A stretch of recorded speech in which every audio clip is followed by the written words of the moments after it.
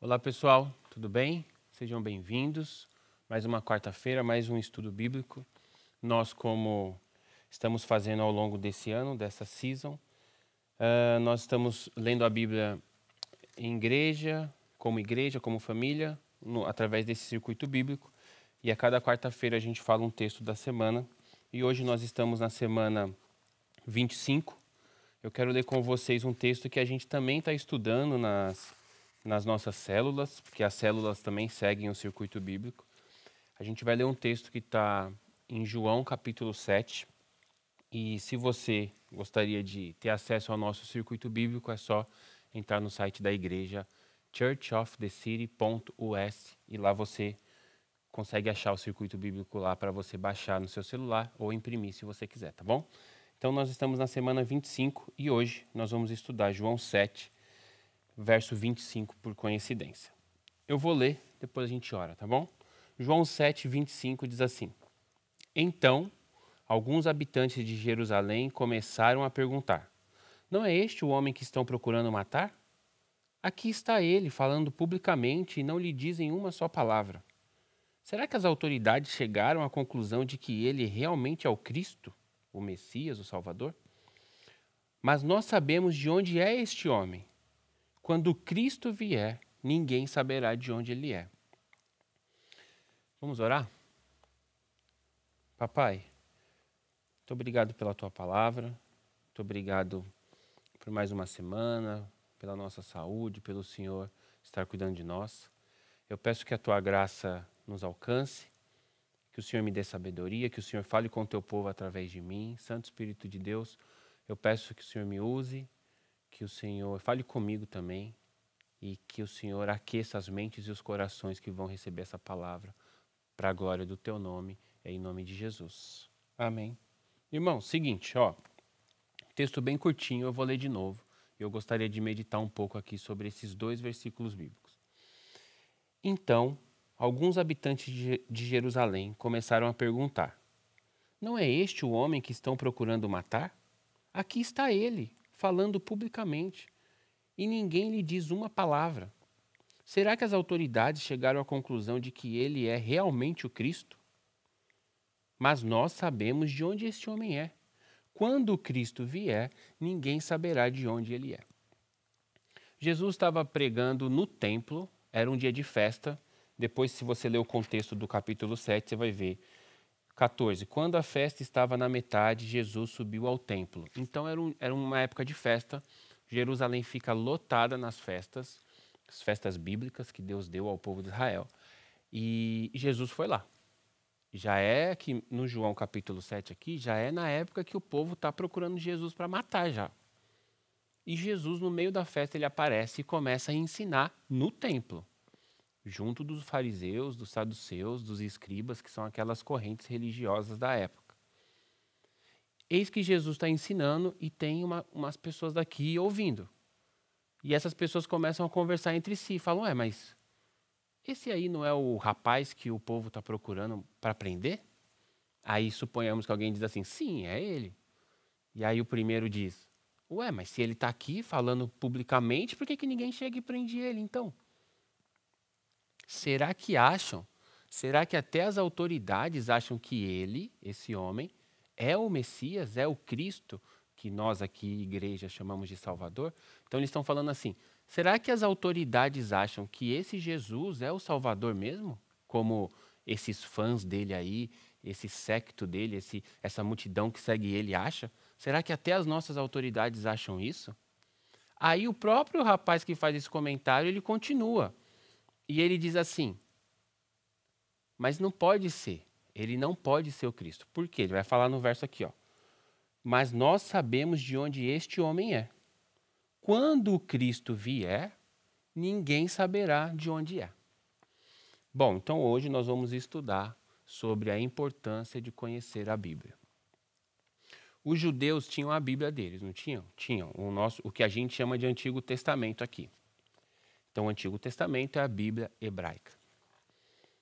E esse judeu aqui, dessa ocasião, ele falou assim: esse Jesus, esse homem não pode ser o Salvador, porque nós sabemos de onde este homem é, e nós não saberemos de onde o Salvador é.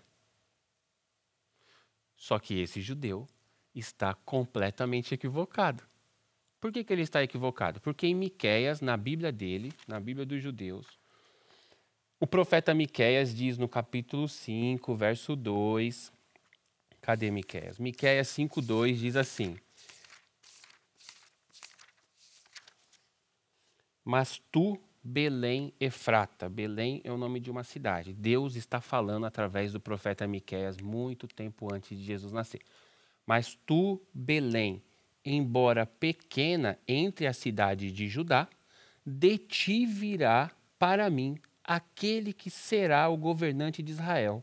Suas origens estão no passado distante, em tempos antigos.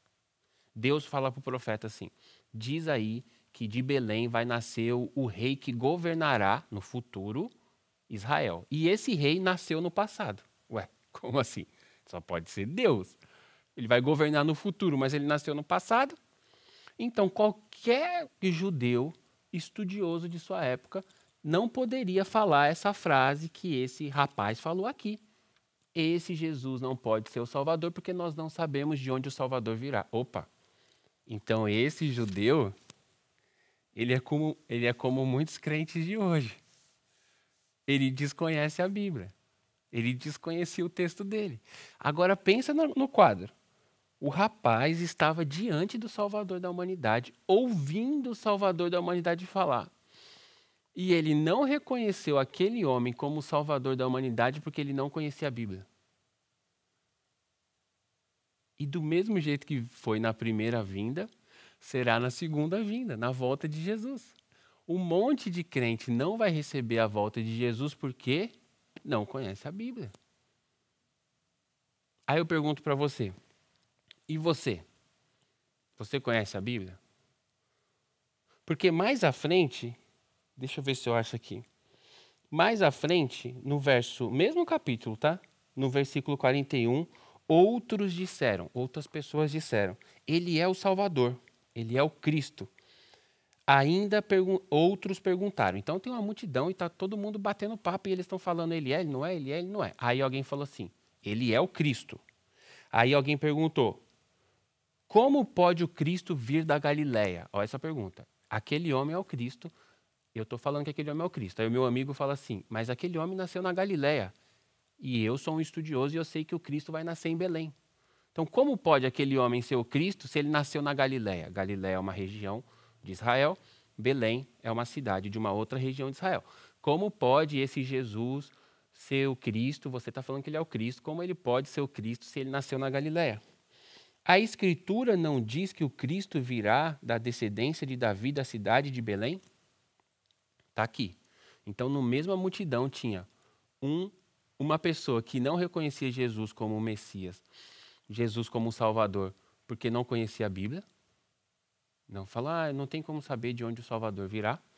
Na mesma multidão tinha um outro rapaz falando assim, talvez ele seja o Salvador, mas ele veio da Galileia. E o Salvador vem de Belém. Então eu espero que esse segundo rapaz tenha ido lá no ouvido dele e falou, vem cá, você nasceu aonde? Que já pensou se Jesus fala para ele, eu nasci em Belém, ué. Ele ia falar, uau, então você é o Cristo. Por que eu estou dizendo tudo isso? Porque a Bíblia fala de Jesus, irmão. A Bíblia anunciou Jesus no Gênesis 3,15.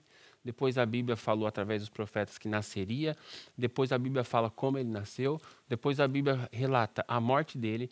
Depois a Bíblia relata a ressurreição dele. E agora a Bíblia relata a volta dele. Mas se você não conhecer o texto bíblico, como que você vai saber se ele voltou, se ele vai voltar, quando ele vai voltar, como será? Por isso, por desconhecer o texto bíblico, que a gente cai na enganação aí das redes sociais. Quantas mensagens de WhatsApp você recebe falando do número da besta? Meu Deus do céu, o Pix no Brasil é o número da besta. A vacina é o número da besta. Na década de 80 era o cartão de crédito é o número da besta. Ô, irmãos, como você pode ter medo do número da besta se o número da besta vai ser implementado na Terra depois que a igreja já saiu da Terra e você é a igreja? Você sabia disso? Não? Então, a importância de conhecer o texto bíblico. Por isso, irmãos, tem gente do lado de Jesus, do Jesus homem, mas não consegue reconhecê-lo como Salvador, porque não tem base para reconhecê-lo como Salvador, não tem Bíblia. Porque, não, Pedro, eu acho que pode ser sim, tal coisa aí, pode ser o número da besta. Irmãos, mas você acha baseado no quê? Quais são as evidências? Fulano falou, ótimo. Quais são as evidências? Ele acha baseado no quê? Eu recebi por WhatsApp. Eu recebi por várias pessoas falando. O nome disso é viés confirmatório. Quando você tem uma ideia na sua cabeça, eu acho que todo carro branco é um táxi. E aí todo carro branco que você vê com a placa táxi, você vai falar, todo carro branco é um táxi.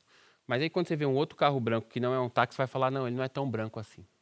Você pega o que confirma a sua tese, você já pega como verdade, e o que não confirma você põe como mentira. Então, se você acha que tal coisa é o número da besta, tudo que falarem sobre isso, você vai pegar como verdade. E tudo que falarem contra isso, você não vai nem ouvir, você vai pôr como mentira. E aí você vai falar assim, o mundo inteiro está dizendo que tal coisa que eu já acreditava é o número da besta. E aí você vai, viés confirmatório, você vai pegar todas as teses que confirmam a sua ideia. E as que não confirmam, você vai rechaçar como mentira. Você não vai nem parar para pensar. Então, aí eu pergunto para você assim, baseado no que você acha o que você acha? Porque nós mudamos os nossos achismos, e você sabe disso. Tem muita coisa que você achava 2 anos atrás que você já não acha igual. Então a gente precisa ter alguma coisa sólida, eterna, para nos basearmos. Falar assim, eu acho tal coisa baseado na Bíblia. Eu acho tal coisa baseado no texto tal. Eu acho tal coisa baseado na fala daquele autor, tudo bem, mas aquele autor está baseado no texto tal. Porque a Bíblia não vai passar. A Bíblia ela é sólida, ela é firme, como uma rocha. Ela não passa. A gente sabe disso, o texto diz sobre isso. A Bíblia é testemunha sobre a própria Bíblia. Então, se eu colocar os meus argumentos baseado no que eu acho, daqui 2 anos eu tenho outros argumentos, baseado em uma outra teoria. E as teorias vão mudando, mudando e mudando. A palavra de Deus não muda. Se você basear suas teorias na palavra de Deus, elas serão o quê? Eternas. Teorias verdadeiras. Passará o céu e a terra, mas a minha palavra não passará. Então, dito isto, como que você se defende das falsas teorias? Como que você se defende dos falsos mestres? E como que você se prepara para a volta de Cristo? Não tem outro jeito a não ser conhecendo a Bíblia. Porque, irmãos, foi desse jeito que Deus resolveu se revelar. Deus poderia ter se revelado, como eu digo, escrevendo no céu com letras de fogo. Deus poderia ter se revelado através de baleias que falam. E aí a gente ia lá no mar ouvir as baleias falarem. Deus poderia ter se revelado através de qualquer outro jeito, mas ele resolveu se revelar através da palavra escrita num livro chamado Bíblia Sagrada. Se você não conhecer esse livro, você não vai conhecer Deus, porque ele se revela através do livro. Por isso que a gente é enganado por profecias, por isso que a gente é enganado por pessoas que têm bom coração, mas não têm Bíblia, e aí falam coisas que vêm do coração dela, e enganoso é o coração do homem. Por isso tem gente esperando um casamento aí há 20 anos que nunca saiu, porque ouviu uma palavra 20 anos atrás. Por isso que tem gente trocando de emprego, baseado em palavra de pessoas que deram. Mas não está na Bíblia, irmão. Se não está na Bíblia, as pessoas mudam. Então, naquele dia que ela te deu a palavra, ela achava aquilo, a pessoa. Feminino, porque é a pessoa. Naquele dia que ela deu a palavra, ela achava aquilo. 2 anos depois, se ela orasse de novo, ela ia achar outra coisa, irmãos. Você não acredita em profecia, Pedro? Claro que eu acredito. Só que precisa ter Bíblia. Porque senão, Jesus vai passar do nosso lado e a gente vai simplesmente achar que ele é só mais uma pessoa que nasceu no lugar errado. E aí a gente está preocupado com coisas que vão acontecer na volta de Jesus e a gente não lê o texto para perceber a diferença que tem entre o arrebatamento da igreja e a volta de Jesus. Uma coisa vai acontecer num abrir e fechar de olhos de forma escondida, não, como é que ela... assim, oculta, ninguém vai ver. Num abrir e fechar de olhos é o que o texto diz. Tessalonicenses, apóstolo Paulo. A outra coisa é todo olho verá. Olha a diferença dessas duas coisas. Uma coisa é no abrir e fechar de olhos, as pessoas não verão. Outra coisa é todo olho verá. Jesus aparecerá no céu com poder e grande glória. Uma coisa é a igreja sai da terra para o céu, chamado arrebatamento. Saiu. Outra coisa é Jesus sai do céu para a terra. Nossa, nunca ouvi isso, ninguém nunca falou isso. Então, pois é, está na Bíblia. Então a gente precisa entender as diferenças das coisas. Porque se eu não entendo a diferença, eu acho que esses dois acontecimentos, o arrebatamento da igreja e a segunda vinda, é a mesma coisa. Se eu achar que é a mesma coisa, tudo que está no meio de entre um e outro, se eu acho que é a mesma coisa, eu vou achar que a igreja passa ou que a igreja vai viver coisas que a Bíblia não garante que a igreja vai viver. Por isso, a importância de você conhecer o texto bíblico. No ano passado, saiu uma série no Netflix, ficou um pouco assim conhecida, deu um burburinho, chamado Messiah.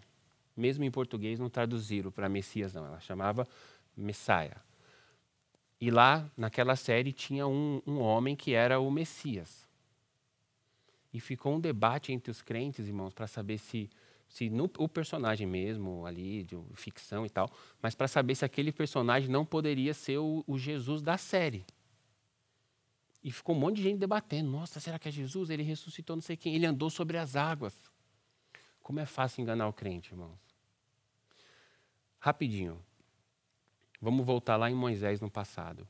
Deus leva Moisés de frente ao faraó e Moisés fala assim, eu não tenho poder para lidar com ele. Deus fala, vai que eu vou te dar poder, mas ele não vai acreditar em mim, vai que eu vou fazer milagres. O Moisés, Arão e Moisés começam a fazer milagres. Os profetas do faraó começam a fazer os milagres também, irmão. Se você estivesse lá naquela ocasião e não visse o milagre de Moisés e visse só o milagre do outro, você ia achar que o outro era o Salvador. Como que se defende disso? Bíblia. Então, quando você ouve um pastor pregando, quando você ouve um líder falando, quando você ouve uma pessoa de autoridade profetizando, como que você vai conseguir se defender e saber se aquilo é verdade ou não? Não tem outro jeito. Bíblia. E se acontecerem milagres falsos em nome de um outro Deus? E aí você vai, seduzido pelo que você viu, vai começar a seguir aquela pessoa que chama o Deus dela de Deus, e você chama o seu Jesus de Deus, só que ela fala Deus e você fala Deus, e aí você começa a seguir aquela pessoa, só que ela está seguindo um outro Deus. Só que você não tem conhecimento bíblico para conhecer o seu Jesus, mas na sua cabeça você está seguindo Jesus, porque Jesus é Deus, e aquela pessoa está falando Deus. Só que aquela pessoa pode estar seguindo um outro Deus. E você só vai descobrir lá na frente. Então, como que você faz para seguir o seu Jesus, o seu Deus, Jesus? Você precisa conhecê-lo. E ele está revelado aqui. Não tem outro jeito. Não tem outro jeito.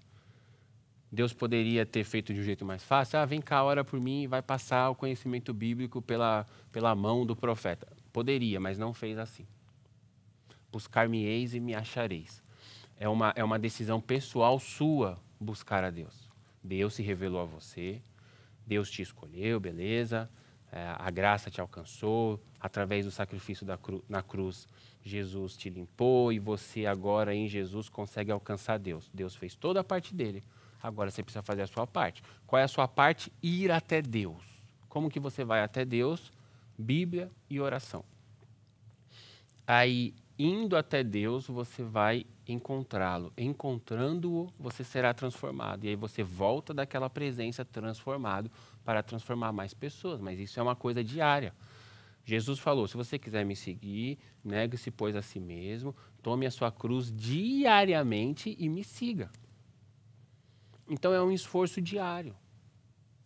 Por que não? Porque a gente encontra muitas pessoas professando fé em Jesus, cristianismo, e vivendo de uma maneira completamente aquém das Escrituras, separada das Escrituras. Vivendo uma vida que você fala assim, nossa, que diferente. Priorizando coisas que não têm valor eterno, priorizando coisas que vão acabar. Por quê? Porque estão acreditando em um Deus que elas acham, que elas criaram. Ah, Jesus é amor, então eu acho que eu tenho que fazer isso aqui. Ah, Jesus é lei, Deus é lei, então eu acho que eu tenho que fazer isso aqui. Mas, entende? Porque senão, você vai acordar um dia com os hormônios diferentes e você vai mudar o que você achava que era amor uma coisa, você vai estar ou mais ríspido ou mais aberto, dependendo dos hormônios, e você que gosta da lei também vai estar um dia mais bravo e um dia mais manso. Mas aí, então, Deus muda conforme os nossos hormônios? Não! Por isso que a gente não pode se basear no que a gente acha, a gente tem que se basear no que está escrito. Ah, mas é difícil, eu tentei ler a Bíblia e não consegui. Tudo bem, mas o exercício ao ler a Bíblia é uma palavra viva de Deus. Ao ler a Bíblia, no primeiro momento, você não precisa entender, você precisa ser transformado por ela. E aí ela vai te transformando, sem você perceber. E aos poucos, você tipo um mês depois, um ano depois, você olha e fala, nossa, mudei, né? Ou as pessoas falam que você mudou, dão testemunho sobre a sua mudança. Por quê? Porque o convívio com crentes saudáveis, a rotina de oração, leitura bíblica, leitura de bons livros, aquilo vai te transformando sem você perceber. Então, assim, é fácil ler a Bíblia? É fácil entender a Bíblia? Não, não é fácil. Está disponível para todo mundo? Sim, está disponível para todo mundo no Espírito Santo e na comunhão da igreja. Mas não é fácil, é cansativo, é difícil, mas precisa ter um começo. Se você não vê valor eterno nisso, tudo que eu estou falando, você não vai se sentir motivado por uma questão de prioridades. Agora, se você encontrar valor eterno nisso, esse valor vai te motivar. E aí mesmo no dia que você estiver cansado, você fala, não, eu me comprometi a ler um capítulo por semana, eu vou ler um capítulo por semana. Porque como que eu vou desejar uma coisa que eu não conheço? Eu disse ontem na célula que vocês, falando com o povo da célula, vocês quando quiseram sair do Brasil para os Estados Unidos, vocês se planejaram, pesquisaram visto, pesquisaram não sei o quê, pesquisaram todas as formas que dava para vir, pesquisaram isso, olharam a cidade para onde vocês estavam indo, pesquisaram não sei o quê, uns pesquisaram mais, outros menos, mas alguma coisa você fez, alguma pesquisa que você fez. Você ficou seduzido, você se interessou pelos Estados Unidos por causa de alguma coisa que você ouviu. Então você tinha um conhecimento sobre o lugar para onde você estava indo. Pode ser um conhecimento grande ou pequeno, mas você tinha um conhecimento. Por que muitos crentes não desejam o céu? Porque não conhecem sobre o céu, nunca pesquisaram sobre o céu. Nunca deram um Google aqui na Bíblia sobre o céu, para saber como é o céu. E aí as pessoas acham que o céu, olha isso que eu vou falar, as pessoas acham que o céu é aquilo que elas viram os incrédulos, os não crentes, divulgarem que é o céu. Ah, aquela novela da Rede Globo, todo mundo de roupa branca, num campado verde, num descampadão verde, assim, gramadão verde. Ah, e o pessoal lá sentado, sorrindo. Ou um anjinho sentado nas nuvens, balançando a perninha e tocando harpa. Ô, irmãos, Deus vai te levar para Jerusalém Celestial. É uma cidade, a cidade tem portas, a cidade tem ruas, a cidade tem reis e sacerdotes. Deus te tirou de um jardim e está te levando para uma cidade. Você vai fazer o que naquela cidade? Você vai ficar tocando harpa? Não, bobo. Você vai ser um rei e um sacerdote. Você vai ter funções. Mas você vai ser rei de quem e sacerdote de quem se todo mundo é rei e sacerdote? Se toda a igreja é rei e sacerdote, quem é o súdito? A igreja no céu é rei e sacerdote. Os homens na terra são homens. Pois é. E agora? Buguei a sua cabeça, né? Então, é isso. Leia a sua Bíblia. Já pensou nisso? Se toda a igreja é rei, você é rei sobre o quê? Se o outro também é rei. Se tem 2 reis em um país, não tem nenhum rei. Por quê? Quem é o rei?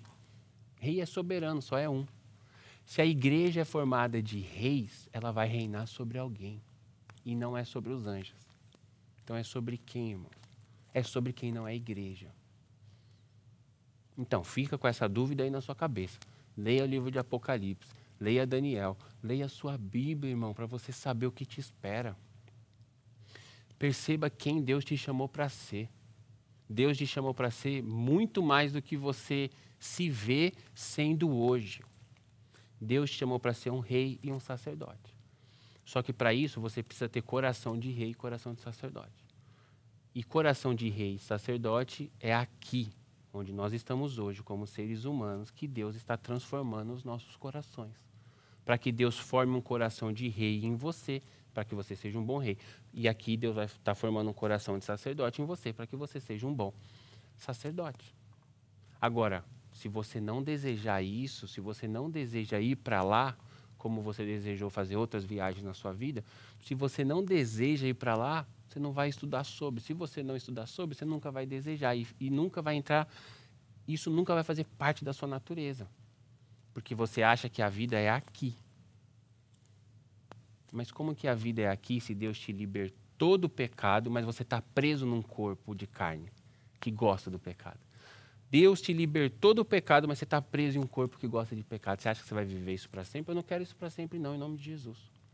Deus me libertou do pecado e eu quero um dia ter o meu corpo transformado para que meu corpo não seja mais de carne e refém do pecado. Eu não quero mais ter que lutar. A minha consciência cristã fala para eu não fazer tal coisa, mas o meu corpo deseja aquele prazer. Eu não quero mais lutar contra isso. Essa luta vai acabar um dia, na ressurreição dos mortos, onde nós seremos transformados e um dia teremos a estatura de varão perfeito, seremos como Jesus. E Jesus é o cabeça de Cristo e nós somos o corpo de Cristo. E esse Cristo governará os novos céus e a nova terra. E eu termino por aqui para deixar você com sede do futuro, irmãos. Deseje o céu, pelo amor de Deus, Jesus está voltando, tá bom? Que Deus te abençoe, e que você leia a sua Bíblia, que você tenha prazer em Jesus e que você entenda quem você é em Deus, pelo amor de Deus. Ore, peça a Deus, Senhor Deus, me ajude a me ver como o Senhor me vê. E aí você vai equalizar, você vai conseguir encaixar a sua autoimagem no que Deus tem para você. Enquanto isso não acontecer, a gente vive uma briga de autoimagem. Você acha que é uma coisa, mas Deus te chamou para ser outra e fica esse conflito. Então ore dessa forma, eu te indico, te dou essa dica. Tá bom? Deus te abençoe, que a graça de Deus te alcance e que Deus te dê sabedoria e temor para que você o busque cada dia mais e mais, tá bom? Tchau, tchau.